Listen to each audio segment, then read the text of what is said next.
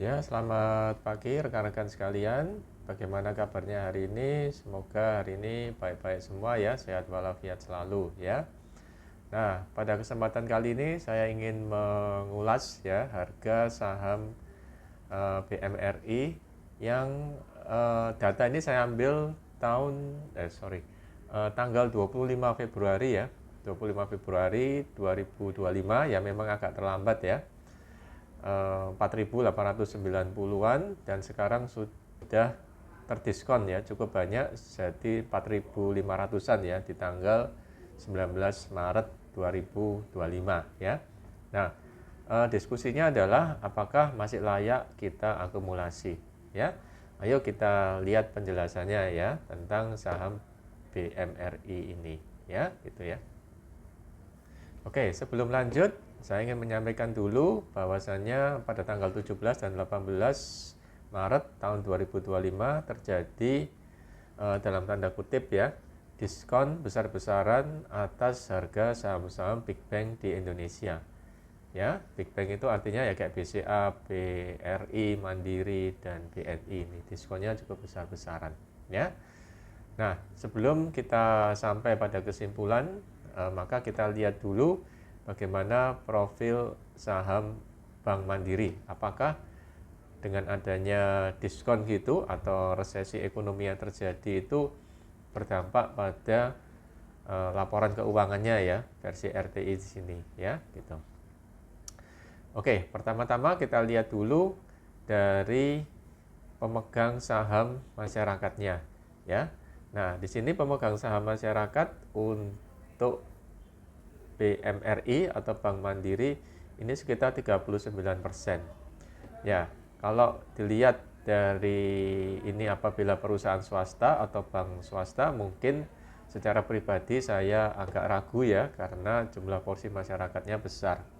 Tapi karena bank ini adalah bank pemerintah dengan 52% dimiliki oleh negara Republik Indonesia, maka angka 39% saham yang dimiliki masyarakat saya rasa tidak maksudnya masih oke-oke saja ya, gitu ya. Jadi dari porsi pemegang saham publik itu masih oke-oke saja ya.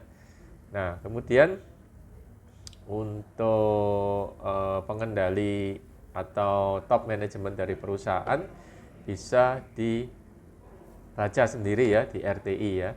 Nah, ini mohon maklum ya, RTI-nya agak terlambat karena saya belum memperpanjang ya. Seperti itu ya. Oke ya, tapi 25 Februari sampai sekarang 19 Maret, berarti kurang lebih hampir 1 bulan ya. Tapi secara laporan keuangan ini kinerja masih oke ya, masih oke ya gitu. Oke.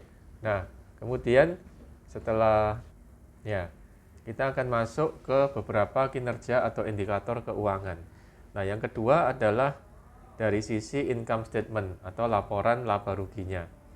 Nah, di sini menunjukkan revenue yang berwarna merah muda itu meningkat terus dari tahun ke tahun dan net income-nya juga naik, tapi ya agak sedikit turun di tahun 2024 karena maklum ya resesi keuangan tidak hanya nasional tapi juga global ya, menurut saya seperti itu. Tapi relatif perusahaan atau bank BUMN ini mampu bertahan dengan baik ya, seperti itu. Kemudian kita lihat ke balance sheet-nya ya. Nah, balance sheet-nya khususnya bagian equity. Nah, equity yang warnanya hijau. Nah, di situ equity-nya juga cenderung naik ya kan? Equity-nya juga cenderung naik. Nah, jadi salah satu indikator kinerja perusahaan itu adalah equity-nya yang tidak turun ya. Ini cenderung flat dan cenderung naik meskipun sedikit. Jadi menunjukkan bank ini performanya masih oke ya, seperti itu. Kemudian kita lanjut ke kinerja keuangannya atau key statistics, khususnya bagian EPS. Jadi indikator kinerja yang kedua yang saya pakai adalah melihat EPS-nya. Apakah EPS-nya terus meningkat dari tahun ke tahun?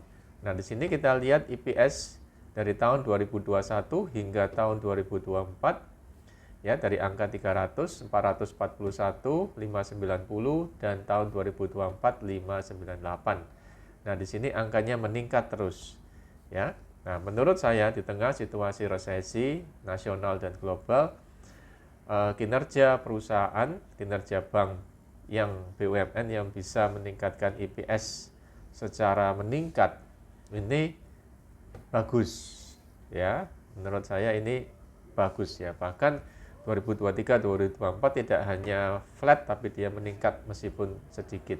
Ini menurut saya oke, ya. Nah, memang usaha perbankan, apalagi ini bank nasional ya atau bank pemerintah, satu atau dua yang terbesar secara market cap itu, usaha perbankan itu baik itu bunga turun maupun bunga tinggi naik, itu bank itu tetap bisa ambil untung ya. Oke ya, seperti itu. Kemudian kita lanjut ke market cap ya. Jadi kita bandingkan market cap antara Mandiri dan BRI dan BNI. Ya, kalau saya tidak salah Bank Mandiri ini termasuk market cap yang terbesar ya di samping Mandiri ya, di samping BRI ya, seperti itu ya. Gitu. Nah, kemudian juga di sini kelihatan bank ini masih membukukan net profit sebesar 55,78 triliun. Jadi tidak ada masalah ya. Oke ya, masih oke. Kemudian kita masuk juga ke valuasinya. Nah, ini yang penting ya, yang menentukan kita nambah sekarang atau nanti nunda ya gitu ya. Nah, di sini angka PER-nya juga oke ya, karena di bawah 10, bahkan 8,2 di Februari 2025, dan mungkin bahkan kalau Maret 2025 bahkan bisa lebih rendah lagi PER-nya ya, bisa lebih bagus lagi.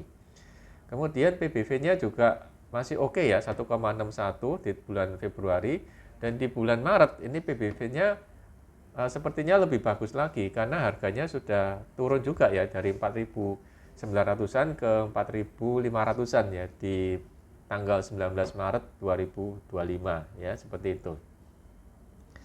Oke. Nah, kemudian untuk ROE-nya juga masih oke ya, ini hampir 20%. Ya, jadi RO-nya masih di bawah 15, di atas 15% ya, ini hampir 20%. Nah, kemudian juga net profit margin-nya juga cukup tinggi ya, 28,84%, jadi hampir 29%.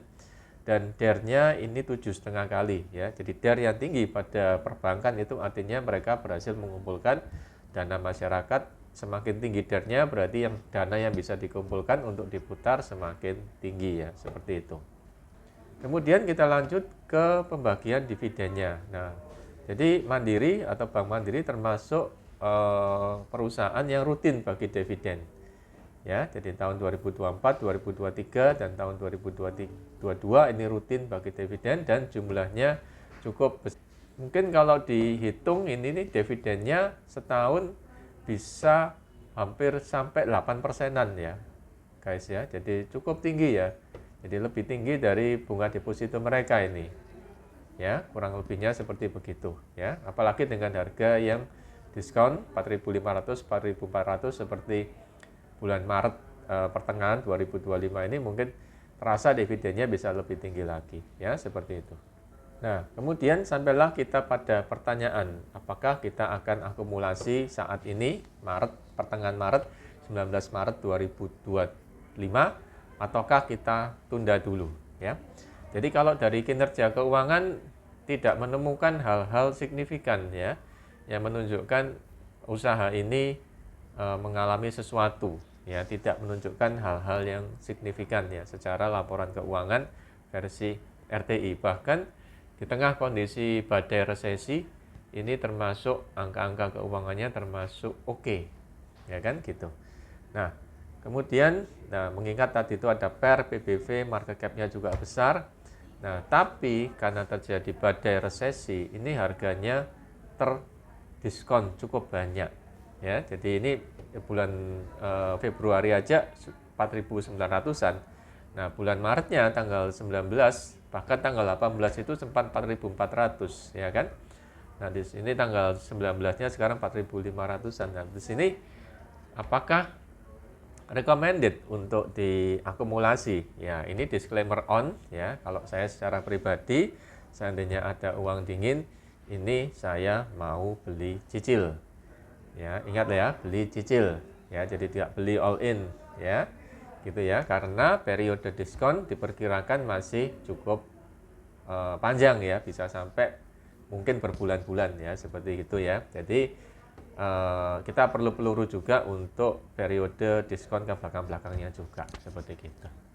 Ya, oke, saya rasa itu yang bisa saya sampaikan untuk Bank Mandiri, saham Bank Mandiri pada posisi tanggal 19 Maret 2025 ya. Posisi sekarang adalah sekitar 4.500-an ya, 4.400, 4.500-an itu harga yang menurut saya oke ya. Nah, tetapi disarankan secara pribadi saya tidak all in, tapi saya beli cicil ya, sesuai dengan uang dingin yang kita punyai masing-masing. Ya, sekian sharing dari saya. Disclaimer on, bukan ajakan jual atau beli. Ya, resiko dan benefit ditanggung oleh masing-masing investor. Salam sehat selalu. Semoga kita semua selalu dalam perlindungannya. Tetap tenang, berinvestasi, dan semoga kita semua sukses pada akhirnya. Ya, oke, selamat pagi.